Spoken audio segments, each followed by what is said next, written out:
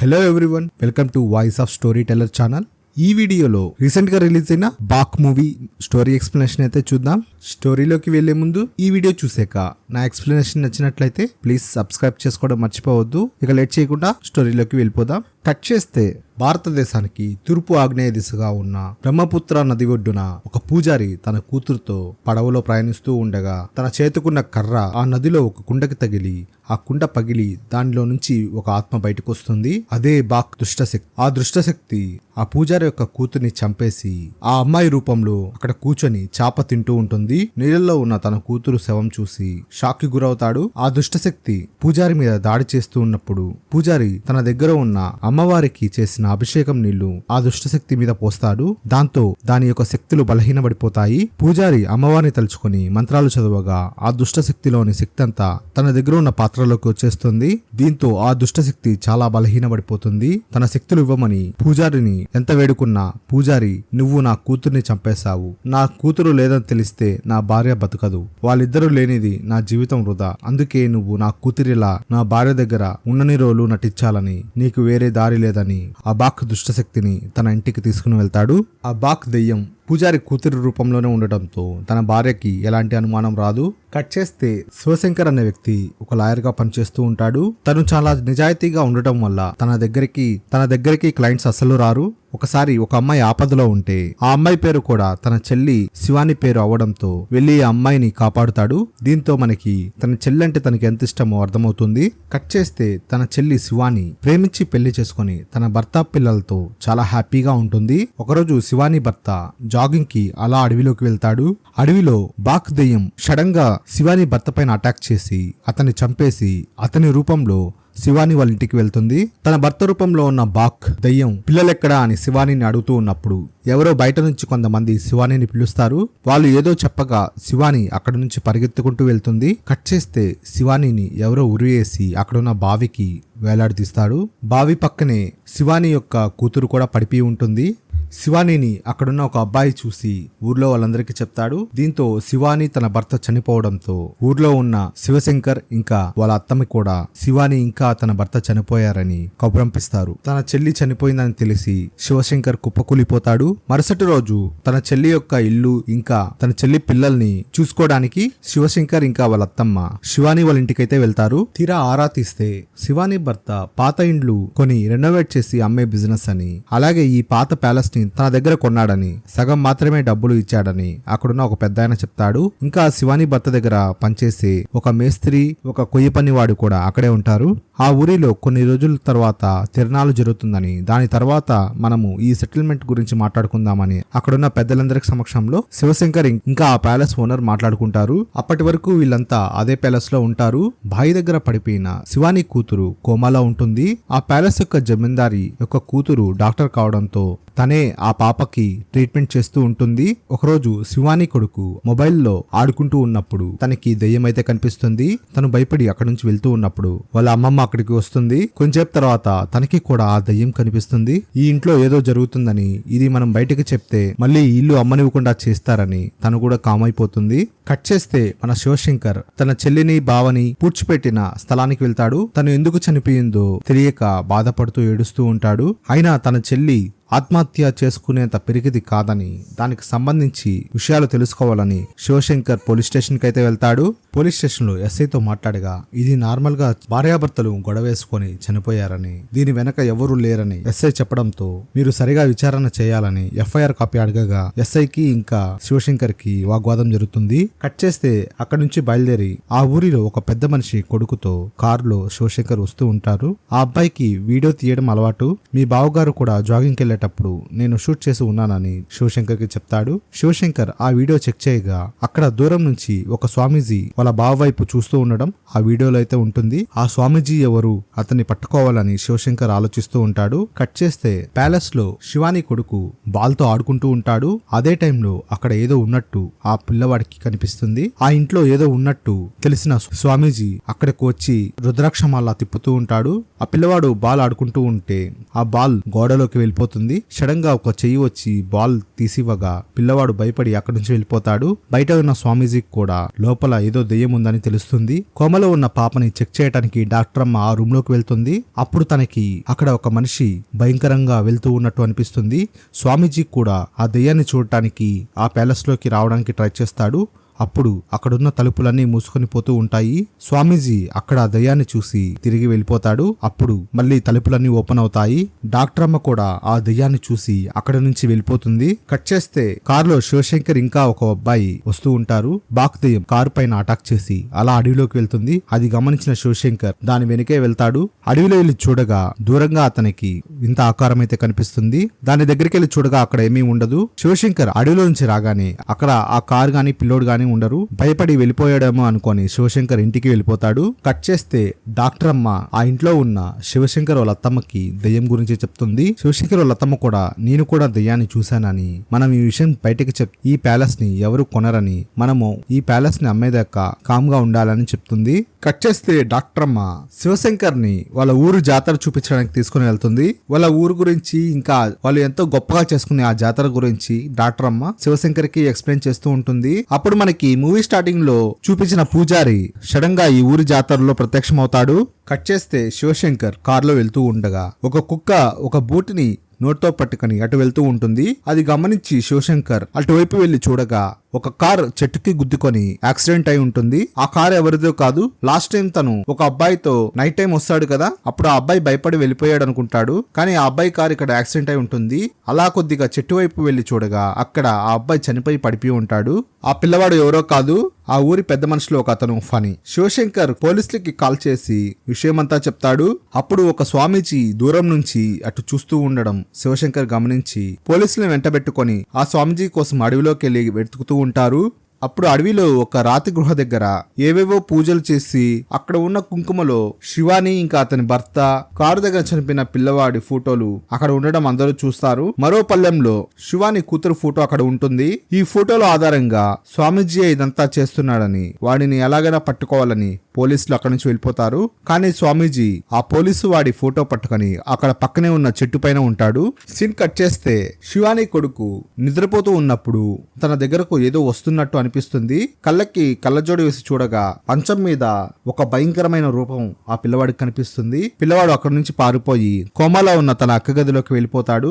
అక్కడ కూడా ఆ దయ్యం భయపెడుతూ కట్టన్ వెనకాల ఉండడం ఆ బాబు గమనిస్తాడు. ఇంతలో వాళ్ళ మామయ్య శివశంకర్ అక్కడికి రావడంతో బాబు అయితే అప్పటికి సేవ్ అవుతాడు. సీన్ కట్ చేస్తే ఊర్లో కనిపించిన పూజారి ప్యాలెస్ కి అయితే వస్తాడు.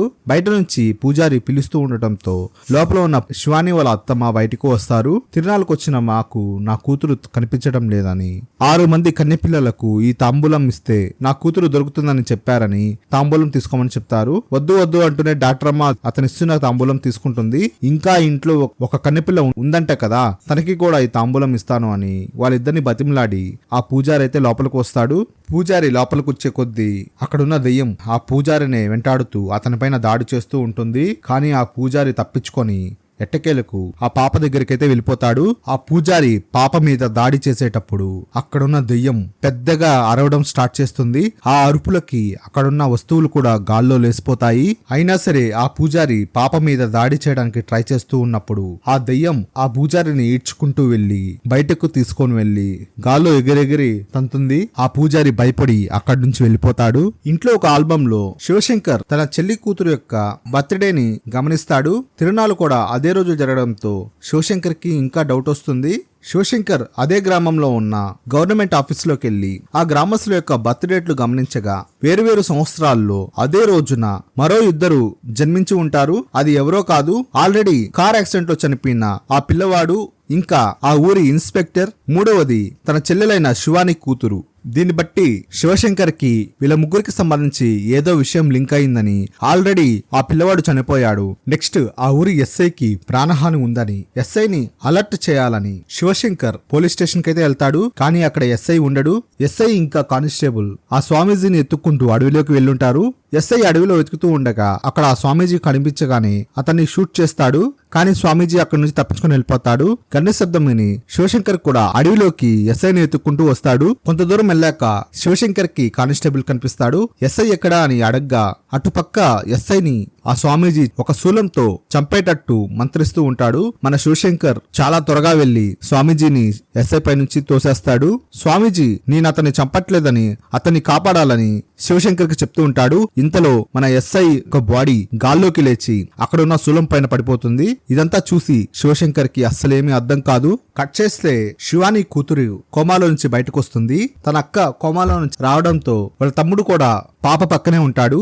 అప్పుడు సడన్ గా చనిపోయిన శివాని ఆత్మ పిల్లలిద్దరికీ కనిపిస్తుంది. అంటే ఇన్ని రోజులు ఆ ప్యాలెస్ లో పాపని కాపాడుతూ దెయ్యంలా తిరుగుతూ ఉండింది ఎవరో కాదు, మన శివానియే. ఏదో దుష్టశక్తి నుంచి పాపకి అపాయం ఉందని శివాని ఆత్మ తెలుసుకొని పాపకి రక్షణగా ఉంటుంది. కట్ చేస్తే ఊర్లో ఒక ఇంట్లో నుంచి ఏవో అరుపులు వస్తూ ఉండటంతో పోలీసులు వచ్చి చెక్ చేయగా పూజారి ఇంకా అతని భార్య చనిపోయి ఉంటాడు. అతని దగ్గర తన కూతురు రూపంలో బాకు దెయ్యమైతే ఉంటుంది. అది ఎలాగో తప్పించుకొని వెళ్ళిపోయి ఉంటుంది. ఎస్ఐ చనిపోవడంతో డైరెక్ట్ గా డిఎస్పీఏ రంగంలోకి దిగి లాయర్ ని ఇంకా స్వామీజీని కూర్చోపెట్టి అక్కడ మీటింగ్ అయితే అరేంజ్ చేస్తాడు. స్వామీజీ డిఎస్పీకి ఇంకా మన లాయర్ శివశంకర్ కి అసలు జరిగిందంతా చెప్పడం స్టార్ట్ చేస్తాడు. బ్రహ్మపుత్ర నది దగ్గర జరిగిన సంఘటన వల్ల బాక్ అనే దుష్టశక్తి బయటకు వచ్చిందని, అది ఒక పూజారి కూతుర్ని చంపడంతో ఆ పూజారి అమ్మవారి శక్తిని ఉపయోగించుకొని ఆ బాక్ యొక్క శక్తులన్నీ తన అదుపులోకి ఉంచుకున్నాడని, అంతేకాక ఆ బాక్ దుష్టశక్తిని తన కూతురు రూపంలోనే ఉంచుకున్నాడని చెప్తాడు. కొన్ని రోజుల తర్వాత చనిపోయిన తన కూతురి శవం ఒడ్డుకి కొట్టుకురావడంతో ఊర్లో వాళ్ళంతా చూడడంతో ఈ విషయం బయటపడిందని, మేమందరం ఆ పూజారి ఇంటికి వెళ్ళగానే అప్పటికే ఆ పూజారి తన భార్య ఇంకా తన కూతురు వేషంలో ఉన్న బాక్ దుష్టశక్తితో అక్కడ నుంచి వెళ్లిపోయారని చెప్తాడు. కొంతమంది ఉజ్జయినికి, నేను ఆంధ్రప్రదేశ్ కి వచ్చామని, ఎందుకంటే ఒకే రాతితో చేయబడిన 3 విగ్రహాలు ఈ 3 చోట్ల ఉన్నాయని, ఈ 3 ప్రదేశాలలోనే ఆ దుష్టశక్తిని సంహరించగలమని ఆ పూజారికి తెలుసు. అందుకే కొంతమంది ఉజ్జయినికి వెళ్ళగా నేను ఆంధ్రప్రదేశ్ లో ఆ పూజారి కోసం ఈ ఊరు ఎత్తుకుంటూ వచ్చానని చెప్తాడు. ఇంకా ఆ బాక్ తన శక్తులన్నిటిని పూజారి ఎక్కడ దాచాడో తనకి తెలిసిపోయిందని, ఆ పూజారి ఆ శక్తుల్ని అమ్మవారి దేవస్థానంలోని గోపురం పైన దాచిపెట్టడంతో ఆ గోపురం యొక్క నీడ ద్వారా బాక్ కనిపెట్టేసి ఆ శక్తులని వేరొకరి సహాయంతో తీసుకుంది. కానీ తన శక్తులు తిరిగి రాకపోవడంతో 10 సంవత్సరాలకి ఒకసారి వచ్చే కొన్ని గడియలు ఈసారి రావడంతో ముగ్గురిని బలి ఇచ్చి తను తిరుగులేని శక్తిగా తయారవడానికి బాక్ ప్రయత్నిస్తుందని చెప్తాడు.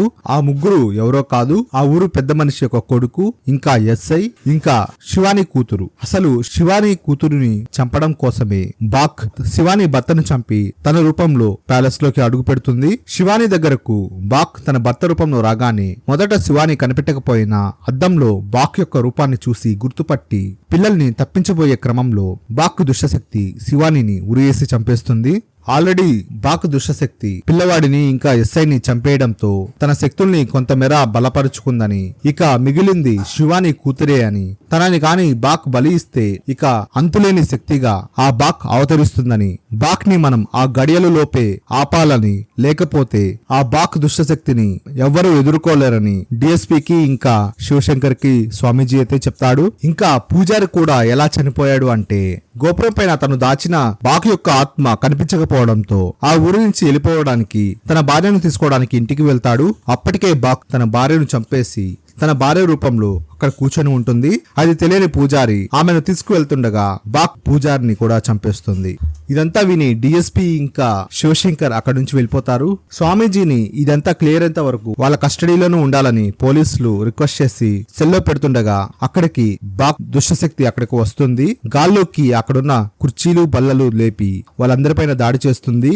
స్వామీజీ తన దగ్గర ఉన్న మంత్రశక్తితో ఆ బాక్ ని ప్రస్తుతానికి అక్కడ నుంచి బయటికి పంపించేస్తాడు. స్వామీజీకి ఇంకా అక్కడ ఉన్న మిగతా పోలీసులకి దెబ్బలు తగడంతో వాళ్ళందరూ హాస్పిటల్ కి అయితే వెళ్తారు. వాళ్ళకి ట్రీట్మెంట్ చేసి డాక్టర్ అమ్మ ప్యాలెస్ కి వస్తుండగా తన బైక్ తో పాటు తాను గాల్లోకి ఎగిలి వెనక్కి పడిపోతుంది. అది ఎవరో కాదు, లోపల ఉన్న శివాని ఆత్మ అలా చేస్తుంది. ఏమైంది అని అక్కడున్న వాళ్ళందరూ ఇంకా శివశంకర్ అక్కడికి వచ్చి చూడగా నేను లోపలికి రాలేకున్నాను అని డాక్టర్ అమ్మ చెప్తుంది. డాక్టర్ అమ్మ విడిగా లోపలికి వస్తే ఏం కాదు, తన బైక్ ని లోపలికి తీసుకువస్తున్నప్పుడే శివాని ఆత్మ దాన్ని దూరంగా విసిరేస్తూ ఉంటుంది. దీంతో డౌట్ వచ్చిన శివశంకర్ ఒక్కొక్క వస్తువు గేటు వైపు విసురుతూ ఉంటాడు. బైక్ లో ఉన్న డాక్టర్ కోట్ మాత్రమే వెనక్కి వేయబడుతుంది. ఏంటా అని చూస్తే ఆ డాక్టర్ కోట్కి ఒక రక్తం అయితే అయి ఉంటుంది. ల్యాబ్ లో ఆ బ్లడ్ శాంపుల్ ని టెస్ట్ చేయించగా అది మనిషి రక్తం అయితే కాదని తెలుస్తుంది. దీంతో ఆ రక్తం దుష్ట శక్తిదని శివశంకర్ కి అర్థమైపోతుంది. ఆ రక్తం ఎవరిది అని డాక్టర్ అమ్మని అడగగా ఆ రక్తం స్వామీజీకి కట్టుకడుతున్నప్పుడు కోటికి ఆ రక్తం అయిందని డాక్టర్ అమ్మ శివశంకర్ కి చెప్తుంది. వెంటనే స్వామీజీని ఎత్తుక్కుంటూ శివశంకర్ హాస్పిటల్ కి వెళ్తాడు. కానీ అప్పటికే స్వామీజీ ఇంకా ఫనీ అక్కడి నుంచి వెళ్ళిపోయారని అక్కడ ఉండే వాళ్ళు చెప్తారు. ఫనీ దగ్గరికి వెళ్లి స్వామీజీ ఏడి అని అడగ్గా నాకు తెలియదు అని అక్కడున్న వాళ్ళ మనుషుల ద్వారా శివశంకర్ ని కొట్టించడానికి ట్రై చేస్తూ ఉంటాడు. శివశంకర్ వాళ్ళందరినీ చెత్త కొడుతూ ఉంటాడు. అదే క్రమంలో కారులో ఉన్న డిక్కీ ఓపెన్ అవుతుంది. దాంట్లో స్వామీజీ శవం అయితే ఉంటుంది. శివశంకర్ ఇంకా ఫనీ స్వామీజీ శవాన్ని చూసి షాక్ అయిపోతారు. ఏం జరిగింది అని శివశంకర్ ఫనీని అడగ్గా ఫనీ జరిగిందంతా చెప్పడం స్టార్ట్ చేస్తాడు. స్వామీజీ నాతో ఆ బాక్ దుష్టశక్తిని ఎలాగైనా చంపాలని, మనమే ఆ దుష్టశక్తిని మన దగ్గరకు వచ్చేలా చేయాలని, దానికి శివాని కూతురే మనకి చివరి అవకాశం అని, కానీ ఆ పాప పక్కన శివాని ఆత్మ తిరుగుతూ ఆ బాక్ దుష్టశక్తిని దగ్గరికి రానివ్వట్లేదని, అందువల్ల మనము ఆ దుష్టశక్తిని చంపలేకపోతున్నామని, నేను వెళ్లి శివాని యొక్క శవాన్ని పూడ్చిపెట్టిన గోతిలో నుంచి తీసి దహనం చేయడంతో శివాని ఆత్మ పూర్తిగా నశించిపోతుందని, అప్పుడు ఆ బాక్ దుష్టశక్తి పాప దగ్గరికి రావడంతో నేను ఆ దుష్టశక్తిని నాశనం చేస్తానని ఫనీకి చెప్తాడు. లేకపోతే ఊర్లో వాళ్ళందరికీ ప్రాణహాని, ఇంకా ఇప్పుడు జరిగే ఈ తిరునాలు కూడా జరగదని ఫనీకి చెప్పడంతో ఊరికి పెద్దయిన ఫనీ ఎక్కడ అందరి ప్రాణాలకు ముప్పు వచ్చి ఊరికి ఎంతో గౌరవంగా చెప్పుకుని తిరునాలు కూడా ఆగిపోద్దేమో అన్న భయంతో తన మనుషుల్ని వెంటబెట్టి ఆ స్వామీజీని శివాని శవాన్ని బూడ్చిన శ్మశానం దగ్గరికైతే పంపించానని ఫనీ శివశంకర్ కి చెప్తాడు. అసలేం జరిగిందంటే పోలీస్ స్టేషన్ లో బాక్ దాడి చేయడంతో స్వామీజీ తన దగ్గర ఉన్న శక్తితో బాక్ ని కంట్రోల్ చేస్తూ బయటకు వస్తాడు. అప్పుడు బాక్ దుష్టశక్తి స్వామీజీపై దాడి చేసి చంపేసి స్వామీజీ రూపంలోకి మారిపోతుంది. అది తెలియక అందరూ మోసపోతారు. శివశంకర్ స్వామీజీ ఎక్కడికి వెళ్లాడో తెలిసిపోవడంతో తన చెల్లెల్ని బూడ్చిపెట్టిన ప్రదేశానికి బయలుదేరతాడు. స్వామీజీ శివానిని బూడ్చిపెట్టిన ప్రదేశాన్ని తవ్వి శివాని యొక్క శవాన్ని బయటకు తీస్తాడు. శివాని ఆత్మ ప్యాలెస్ లో నుంచి శ్మశానం దగ్గరికి వస్తుంది. స్వామీజీ రూపంలో ఉన్న బాక్ దుష్టశక్తి ఇంకా శివాని ఆత్మ ఒకదానితో ఒకటి ఫైట్ చేయడం స్టార్ట్ చేస్తాయి. బాక్ దయ్యం అక్కడున్న మిగతా ఆత్మలను కలుపుకొని శివాని ఆత్మని కట్టడి చేసి శివాని శవంలోకి శివాని ఆత్మని పంపించి వెంటనే మంటలతో దహనం చేసేస్తుంది. అదే సమయానికి శివశంకర్ అక్కడికి రాగానే బాక్ దయ్యం అక్కడి నుంచి మాయమైపోతుంది. శివాని ఆత్మ గాల్లో కలిసిపోవడం శివశంకర్ చూస్తాడు. బాక్ భూతం పాప కోసం వెతుక్కుంటూ ప్యాలెస్ కైతే వెళ్తుంది. కానీ అప్పటికే అక్కడున్న డాక్టర్ పాపని తీసుకొని దేవాలయం దగ్గర ఉన్న అమ్మవారి దగ్గరికి అయితే వచ్చేస్తుంది. ఆ విషయం తెలుసుకున్న బాక్ దేవాలయంకి వచ్చి వెతుకుతూ ఉండగా డాక్టర్ అమ్మ అయితే కనిపిస్తుంది. కానీ తన పక్కన పాప అయితే ఉండదు. పాపని శివశంకర్ తీసుకొని అమ్మవారి దగ్గరకు వెళ్తూ ఉంటాడు. బాక్ భూతం శివశంకర్ వెంటే పడుతుంది. ఎలాగైనా సరే పాపని చంపడానికి బాక్ దెయ్యం ప్రయత్నిస్తూ ఉంటుంది. శివశంకర్ బాక్ దెయ్యంతో పోరాడుతూ అక్కడ జాతరలో కట్టిన ఓ పెద్ద రాక్షసుని బొమ్మను పైకి ఎక్కుతారు. అక్కడ బాక్ దెయ్యంతో పోరాడుతూ ఉంటాడు. పాపను పట్టుకొని శివశంకర్ పైనుంచి దూకేసి సేఫ్ గా కిందకి దిగేస్తాడు. అప్పుడే దూరంగా ఉన్న అమ్మవారు బొమ్మ దగ్గర నుంచి త్రిశూలం రాకెట్లా వచ్చి ఈ రాక్షసుని బొమ్మని దహనం చేయడానికి అంతా సెట్ చేసి ఉంటారు. అక్కడున్న త్రిశూలానికి మంట అంటించగానే చాలా వేగంగా వచ్చి ఎదురుగా ఉన్న రాక్షసుని బొమ్మ పైన పడి ఆ పెద్ద బొమ్మ మొత్తం కాలిపోతుంది. దాంట్లో ఉన్న బాక్ దెయ్యం కూడా అమ్మవారి శక్తికి పూర్తిగా నాశనం అయిపోతుంది. దీంతో శివశంకర్ పాపని సేఫ్ గా కాపాడుతాడు. ఇంతటితో ఈ మూవీ స్టోరీ అయితే అయిపోతుంది. మీకు నా స్టోరీ ఎక్స్ప్లెనేషన్ నచ్చినట్లయితే ప్లీజ్ వీడియోకి ఒక లైక్ చేయండి.